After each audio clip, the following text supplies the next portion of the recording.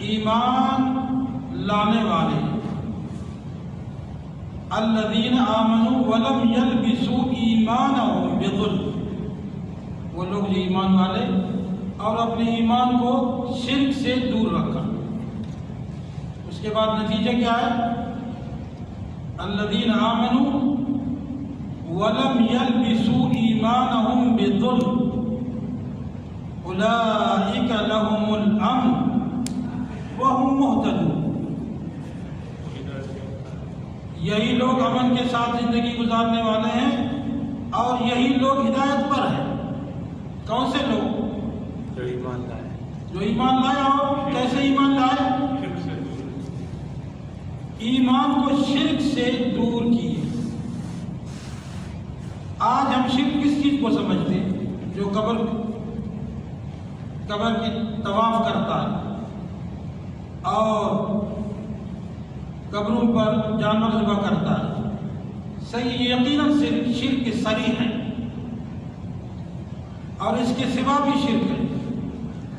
مثلا اللہ کے ذات میں کسی سے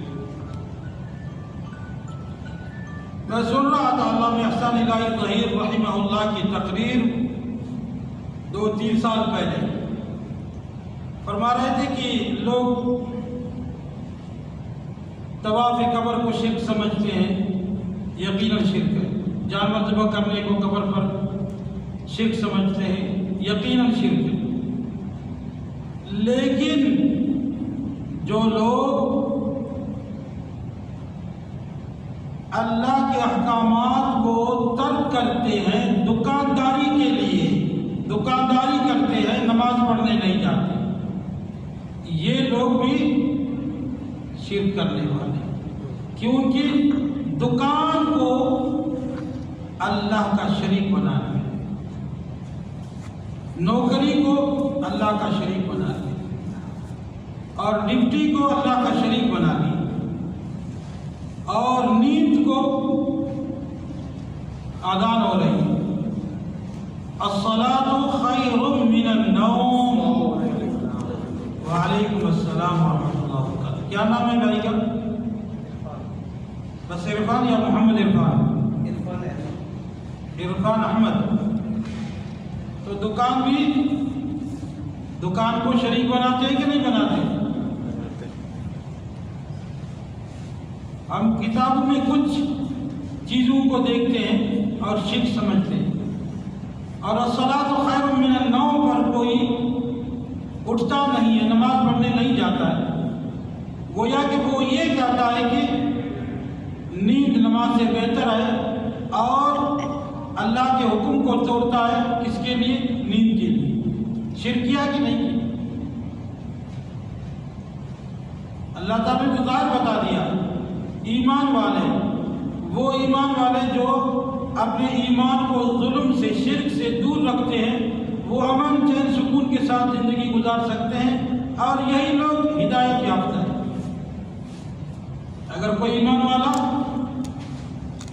چین سکون کے ساتھ زندگی نہیں گزار سکتا ہے تو کسی کو ملامت کرنے سے پہلے اپنے آپ کا جائزہ لے لے کہ اللہ تعالیٰ نے تو سچ فرمایا، الذین آمنوا ولم یلبسوا ایمانہم بظلم، جن لوگوں نے ایمان لایا اور اپنے ایمان کو شرک سے دور کر دیا۔ آج میں قلت رزق میں مبتلا ہوں، مارکیٹوں کو ملامت کرنے سے پہلے اپنے آپ کو دیکھوں۔ ہو سکتا ہے کہ میں ایمان کا دعوے دار ہوں، لیکن اس ایمان کو شرک سے دور نہیں رکھا ہوں۔ جب ایمان کو شرک سے دور نہیں رکھوں گا تو کیا ہے؟ بے امنی میں مبتلا ہو جاؤں گا، ادھر سے ڈروں گا، ادھر سے ڈروں گا، وہ مارنے کے لیے، وہ مارنے کے لیے، ادھر سے خوف، ادھر سے خوف۔ تو عمل کس میں ہے؟ توحید میں، اور وسعت رزق کس میں ہے؟ توحید میں، اور چین سکون کس میں ہے؟ توحید میں، اور صحت عافیت کس میں ہے؟ توحید میں، اور کشادگی پانا کس میں ہے؟ توحید اپنانے میں، اور کہیں پر آپ کام کے لیے نکلتے ہی بہت برکت سے رزق کما کے آئیں گے، اس میں توحید۔ تو یہ زبردست آیت ہے، اس آیت کو ہم زندگی بنا لیں۔ کبھی اگر رزق کی قلت ہے تو ادھر ماضی کو دیکھ لیں، ماضی کو دیکھ لیں کہ میرے اندر تو شرک نہیں ہے، مشرک کے لیے تو امن نہیں ہے، مشرک کے لیے چین سکون نہیں ہے، مشرک کے لیے برکت نہیں ہے، مشرک کے لیے نجات نہیں ہے، اور مشرک کے لیے سب عذاب ہے، قلت رزق ہے اور بیماریاں ہیں، ٹینشن ہے اور خوف ہے، اور مشرک کے لیے بے امنی ہے، مشرک کے لیے خود سے ڈرنا، دوسروں سے ڈرنا، دیواروں سے ڈرنا، سایہ سے ڈرنا۔ اس لیے کئی لوگ اکثر شکوہ کرتے ہیں کہ فوراً اگر کہیں پر کچھ زندگی میں مشکلات دیکھتے ہیں، بتاتے ہیں کہ کسی نے ہمیں کہا ہے آپ پر کسی نے کچھ جادو کیا، تو میں ان سے پوچھتا ہوں بھائی آپ 5 ٹائم کی نماز پڑھتے ہو؟ بتا دے کہ نہیں۔ پھر کون لوگ جادو کرتے تو شیطان کے ذریعے سے، آپ خود اپنے آپ کو شیطان کا شکار بنا چکے ہو، پھر آپ دوسرے جادوگر تو سب اس کی اولاد ہے اور شیطان کے سب فوج ہے۔ آپ نماز سے جب دور رہیں گے، اپنے آپ کو مشرک بنائیں گے، تو مشرک کے لیے بے امنی ہے، مشرک کے لیے خوف ہے، مشرک کے لیے ہر چیز سے ڈر ہے۔ الذین آمنوا ولم یلبسوا ایمانهم بظلم اولئک لهم الامن وهم مہتدون۔ تقریباً پچھلے ہفتے میں 2 بھائی مجھے فون کیے، حالانکہ کل ایک عمرہ بھی کرنے وہیں سے بھی فون کیا، اور اس سے پہلے بھی یہاں ایک بھائی مسجد میں ملے، بس کسی نے مجھے کہا آپ پر کچھ اثر ہے، کسی نے اثر کر دیا ہے آپ پر، یہ ہے وہ ہے، فوراً اور نماز پڑھنے کے بارے میں کچھ بتاتے نہیں، ہم نماز نہیں پڑھتے۔ تو آپ پر سحر جادو نہ تو کس پر جادو ہے؟ آپ تو اپنے آپ کو خود شیطان کی شکار بنا چکے ہو۔ شیطان آپ شکاری ہے، آپ کو شکار کر سکتا ہے۔ تو دکان کو کبھی انسان اللہ کا پارٹنر بنا سکتا ہے، زمین کو، زراعت کو کبھی اللہ کا پارٹنر بنا سکتا ہے، اور گاڑی چلانے کو بھی اللہ کا پارٹنر بنا سکتا ہے۔ جو چیز اللہ کے احکامات سے کسی کو غافل کر دے، نماز پڑھنے سے، عبادت کرنے سے، ذکر اذکار کرنے سے، تلاوت کرنے سے، اور فکر آخرت سے اس کو غافل کرنے، یہ سب اللہ کی شریک ہے۔ اس لیے اللہ نے فرمایا ہے کہ شرک سے بچ کے رہو گے تو پھر امن سے رہو گے، ہدایت پر رہو گے، یعنی شرک سے بچ کے نہیں رہو گے پھر ہدایت اور امن نہیں۔ اسی لیے اللہ کے رسول صلی اللہ علیہ وسلم نے فرمایا کہ تمہارے اندر شرک چیونٹی کے چلنے سے بھی زیادہ مخفی ہے۔ مثال کے طور پر کالی رات ہو، کالی چٹان پر ایک کالی چیونٹی ایسے ہی چل رہی ہو، کوئی سن سکتا ہے؟ کالی رات ہو اور پتھر، کالی پتھر ہو اور کالی چیونٹی ہو اور رات کے اندھیری میں وہ چل رہی ہو۔ اللہ کے رسول نے فرمایا اس سے بھی زیادہ شرک تمہارے اندر مخفی ہے، مخفی ہے، مخفی ہے۔ بس یہ کہا کہ اللہ کے رسول صلی اللہ علیہ وسلم نے کیا علاج نہیں بتایا؟ وہ علاج بتائیے آپ نے۔ جب رسول اللہ نے سوال کیا، بتا دیا کہ علاج کیا ہے، بتا دیا کہ یہ اس طرح شرک مخفی ہے تمہارے اندر، تو وہ علاج بہت آسان ہے اور بہت جامع ہے۔ وہ علاج کیا ہے ورنہ پھر میں بتاتا ہوں الحمدللہ، ہم تو استادوں سے سنے ہیں اور کل پرسوں ہم نے پھر کتابیں بھی دیکھا تھا اس مسئلے میں۔ اب ہمارے اندر شرک ہے، شرک سے ہم بری ہو نہیں سکتے، جبکہ ابراہیم علیہ السلام نے فرمایا وَإِذْ قَالَ إِبْرَاهِيمُ رَبِّ اجْعَلْ هَٰذَا الْبَلَدَ آمِنًا وَاجْنُبْنِي وَبَنِيَّ أَن نَّعْبُدَ الْأَصْنَامَ۔ ابراہیم نے جب اللہ تعالیٰ سے پناہ مانگا، اے اللہ مجھے اور میری اولاد کو بتوں کی پوجا سے بچانا، تو ہم کس بات کی مولی؟ ہمارے اندر بھی شرک ہے، ہم بھی کبھی گھر سے نکلتے ہیں اور اگر کسی لنگڑے کو دیکھ کر کام کو منسوخ کرتے ہیں کہ بس آج نہیں جانا ہے میرے لیے، یا کسی کہیں ایکسیڈنٹ کو دیکھ کر اور منسوخ کرتے سفر کو، اس کام میں نکلنے کو ترک کر دیتے، یا گھر سے نکلتے ہی اگر کوئی ایسے پھسل جاتا ہے کام ترک کر دیتا ہے، گھر سے نکلتے ہی اگر کہیں کوئی ہوا کو دیکھتا ہے خلاص آج دکان کسی سے بات کرنے کے لیے نہیں جاؤں گا، شراکت کھولنے کے لیے نہیں جاؤں گا، سفر کو منسوخ کر دیتے۔ کئی مثال اس طرح کی، یہ سب شرک کے اقسام ہیں۔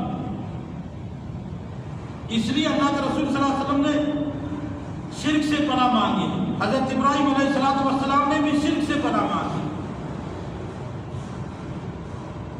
رب اجعل هذا البلد آمنا واجنبنی وبنی ان نعبد الاصنام۔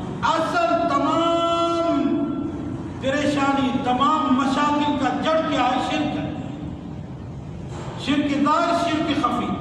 بس شرک سے اپنے آپ کو اگر مسلمان نکالیں گے تو اللہ تعالیٰ ان کو چین سکون کی زندگی عطا کر دیں گے، ان کو وسعت رزق سے اللہ تعالیٰ نوازیں گے۔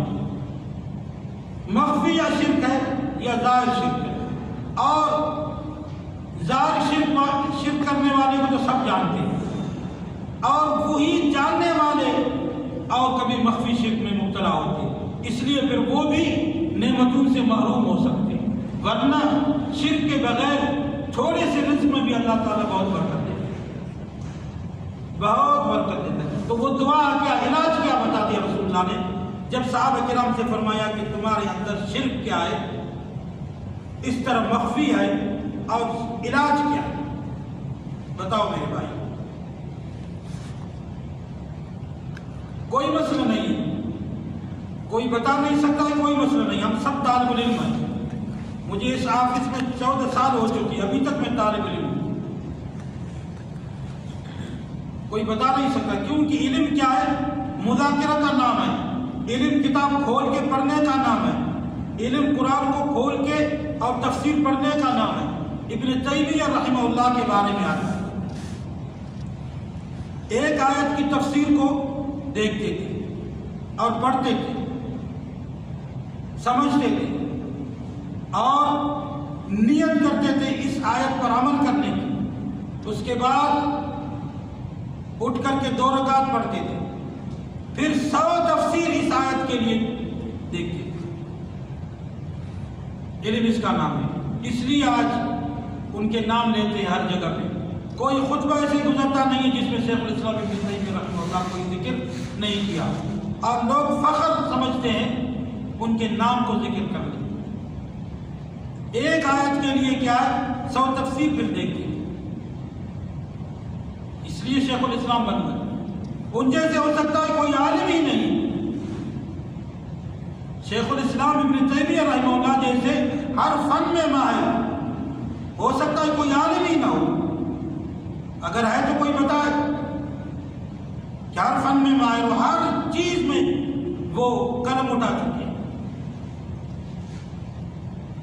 تو کیا شرک سے مخفی، شرک سے بچنے کی دعا کیا ہے؟ جو رسول اللہ صلی اللہ علیہ وسلم نے فرمایا ہے کہ یہ دعا کو پڑھا کرو تو شرک مخفی سے، شرک ظاہر سے ہم بچ سکتے ہیں، اور روزانہ کئی بار اس دعا کو پڑھا کرو، کئی بار اس جامع اور اس خوبصورت اور اس مبارک حدیث کو یاد کرو، بارہا اس کو کہا کرو۔ جلدی سے کوئی ہاں بھائی آپ بتائیں علاج کیا ہے شرک سے بچنے کی علاج؟ آپ بتائیں، آپ بتائیں، آپ بتائیں، آپ بتائیں۔ احسان بھائی آپ تو بتائیں گے انشاءاللہ۔ جی شاید پتہ لیکن وہ یاد نہیں ہے۔ ہاں وہ ہے، کوئی مسئلہ نہیں، میں بھی 2 دن پہلے وہ یاد کر سکتا ہوں، یعنی وہ باقی اس میں کوئی ملامت کرنے کی بات نہیں۔ اقبال بھائی آپ بتائیں۔ شیخ صاحب دعا ہے اللہ اللہ ربی، ہاں یہ بھی زبردست دعا ہے، اللہ اللہ ربی لا اشرک بہ شیئا۔ ہاں یہ پریشانی کے وقت کوئی بھی پریشانی ہو، اس میں بھی شرک سے برات ہے نا بھائی۔ پریشانی کیا ہے؟ اس سے معلوم ہوا پریشانی شرک کی وجہ سے۔ اور اللہ اللہ ربی لا اشرک بہ شیئا، اللہ کے رسول صلی اللہ علیہ وسلم نے فرمایا جس نے کسی بھی پریشانی میں اللہ اللہ ربی لا اشرک بہ پڑھا، اللہ تعالیٰ اس پریشانی کو نکال دیتا ہے۔ تو معلوم ہوا اس کا معنی کیا ہے؟ اے اللہ لا اشرک بہ شیئا، اس اللہ کے ساتھ میں کسی کو پارٹنر نہیں بناتا ہوں۔ معلوم ہوا کہ شرک کی وجہ سے وہ پریشانی آئی ہے، کہیں پر بھی پریشانی ہے وہ شرک، اس لیے اللہ نے فرمایا اولئک لہم الامن، اور قید کر دیا، فرمایا کہ ایمان والے لوگ اگر ایمان کو شرک سے بچا کے رکھیں گے پھر امن سکون کے ساتھ زندگی گزار سکیں گے، اور ہدایت پر، جو ہدایت پر ہوں گے تو اللہ تعالیٰ ان کے ساتھ ہے، جن کے ساتھ اللہ تعالیٰ ہو تو وہ حیات طیبہ نہیں پا سکتا ہے۔ دعا یہ ہے اللہم انی اعوذ بک ان اشرک بک وانا اعلم واستغفرک لما لا اعلم۔ اے اللہ میں آپ کی پناہ چاہتا ہوں جان کر شرک کرنے سے، اور اے اللہ میں آپ کی پناہ چاہتا ہوں انجانے میں شرک کرنے سے۔ جان کر تو جو لوگ شرک کر رہے ہیں ہم ان کو یعنی طواف قبر اور جانور ذبح کرنا یا غیر اللہ سے مدد مانگنا یا قبر کے پاس جا کر کے دعا کرنا یا علی کہنا یا رسول کہنا یا ولی کہنا، یہ سب شرک صریح ہے، شرک صریح ہے، اور شرک خفی میں اکثر لوگ مبتلا ہے۔ اس لیے رسول اللہ صلی اللہ علیہ وسلم نے فرمایا اللہ میں آپ کی پناہ چاہتا ہوں جان کر شرک کرنے سے، اور آپ کی پناہ چاہتا ہوں انجانے میں شرک کرنے سے۔ تو یاد کرو دعا کو، اللہم انی اعوذ بک ان اشرک بک وانا اعلم واستغفرک لما لا اعلم فلا تزکوا انفسکم۔ کوئی اپنے آپ کو صاف ستھرا نہ رہے، نہ سمجھے کہ بھئی میں تو بس صف اول میں نماز پڑھنے والا ہوں، میں مؤذن ہوں، میں امام ہوں، میں قرآن کے حافظ ہوں، میں خطیب ہوں، اور جبکہ ابراہیم علیہ السلام شرک سب سے بڑھ کر پریشانیاں دنیا اور آخرت میں میرے بھائی۔ اس لیے قرآن کریم میں اللہ نے واضح صریح اعلان فرمایا۔ کیا اعلان فرمایا؟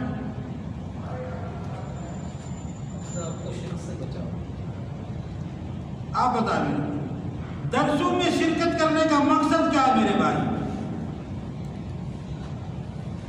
ورنہ اگر کوئی 10 سال درس میں کسی معین استاد کے سامنے جا کر کے شرکت کرے، 10 سال ذہن کو کھولنے کے بغیر، زبان کو کھولنے کے بغیر، اور افکار کو کھولنے کے بغیر، آنکھوں کو کھولنے کے بغیر، اور کتاب کو کھولنے کے بغیر 10 سال اگر کسی معلم کے، مدرس اور استاد کے سامنے درس گاہ میں کرسی پر چاہے چٹائی پر جا کر کے بیٹھ جائے اور سنتا رہے، وہ علم حاصل نہیں کر سکتا ہے۔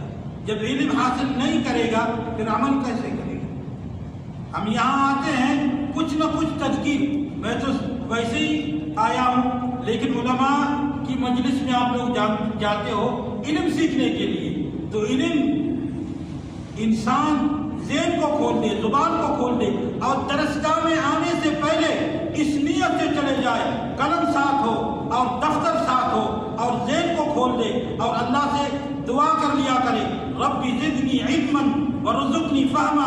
تمام جیسے کسی بھی اگر مسئلے کو حاصل کرنے کے لیے، دنیاوی فائدہ کو حاصل کرنے کے لیے، جیسے لوگ کئی مارکیٹوں میں چلے جاتے ہیں کہ فی الحال مارکیٹ میں چیزوں کو سستے کیے، اور تمام توجہ کے ساتھ چلے جاتے ہیں اور وہیں سے سامان لے کر آ جاتے ہیں۔ اسی طرح آپ جب کسی بھی درسگاہ میں کسی بھی مجلس علمی میں چلے جاتے ہیں تو تمام قلم ساتھ ہو اور دفتر ساتھ ہو، پیپر اگر کسی کے پاس، آج کل لوگ شرماتے ہیں کوئی دفتر اپنے ساتھ اٹھانا ایسے، قرآن اٹھانے کو شرماتے ہیں اور قاعدہ اٹھانے کو شرماتے ہیں کہ بھئی آپ یہ قاعدہ لے لو، کہیں پر بھی آپ کو ٹائم ملے آپ قاعدہ پڑھو، اور قرآن لے لو، کہیں پر آپ کو ٹائم ملے آپ تلاوت کرو، تجوید ٹھیک کرو، قرآن میں غور و فکر کرو۔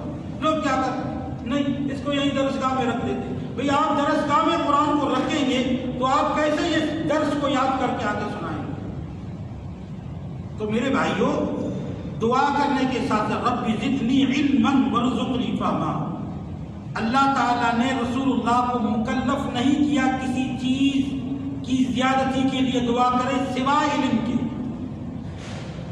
رب زدنی علما وارزقنی فہما، اے اللہ میرے علم میں اضافہ فرما اور مجھے سمجھ کامل عطا فرما۔ ہم پھر کیسے کیوں آ جاتے اس طرح؟ کیوں یہ دعا میں یاد نہیں ہے؟ کیوں اس طرح ہم بالکل بغیر تیاری کے چلے جاتے؟ کئی احادیث، میں ابھی وہ سیکشن کا نام نہیں لیتا ہوں، 2 دن پہلے کی بات ہے، عام آدمی اس سینٹر میں آتا ہے اور مجھے خود بلا لیا کہ اس سینٹر کا میں طالب علم ہوں، کہا کہ آپ سینٹر جا رہے تو آپ آئیے میرے ساتھ، میں آپ کو چھوڑ دیتا ہوں۔ سبحان اللہ، 2 ساتھی اور بھی ان کی گاڑی میں تھے، اسی لینگویج بولنے والے۔ کئی احادیث دلہ سے لے کر ادھر آنے تک کئی احادیث اور کئی آیات بمے تفسیر بمے شرح کے ساتھ وہ ذکر کر رہے تھے۔ سورہ لقمان سے کبھی آیت تلاوت کی اور اس کا معنی یہ، کبھی سورہ بقرہ سے، اور پھر کبھی کوئی حدیث ذکر کی، کبھی کوئی دعا ذکر کی، اور پھر عجیب بات وہ مجھے بتائے کہ کہا کہ میں تھوڑے سے کام اس پر اکتفا کرتا ہوں اور قرآن کریم کی آیت پڑھ کے فرمایا الہاکم التکاثر،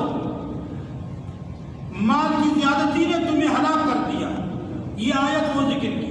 کہا کہ میں کام کر رہا ہوں اتنے سے تھوڑے کام پر، اصل چیز کیا ہے؟ اصل چیز فرمایا کہ میں شرک سے دور رہوں، اور پھر کچھ ملکوں کے نام لیے، میں ملکوں کا نام بھی نہیں لیتا ہوں۔ میں نے پھر ان سے یہ کہا کہ آپ کو صرف یہ ملک، کئی زمین پہ کہیں پہ بھی لوگ شرک کرتے ہیں، لیکن آپ کیا ہے یہ 3 ملک کی صرف نام لیتے ہیں، حالانکہ آپ اور جگہوں میں بھی جائیں گے اور ملکوں کی بھی پڑھیں گے، سب جگہ پہ لوگ شرک کرتے ہیں، اپنے گھروں میں لوگ شرک کرتے ہیں۔ تو یہ دعا کو یاد کر لیا تھا جب حضرت ابراہیم علیہ السلام نے اللہ سے پناہ مانگی، اے اللہ مجھے اور میری اولاد کو بتوں کی پوجا کرنے سے یعنی شرک سے دور کر دے۔ اللہم انی اعوذ بک ان اشرک بک وانا اعلم واستغفرک لما لا اعلم۔ ساتھیوں کے نام لکھ دے، کیا نام ہے میرے بھائی؟ پھر دوسرے مسابقہ شروع کرتے ہیں انشاءاللہ۔ غیاث الدین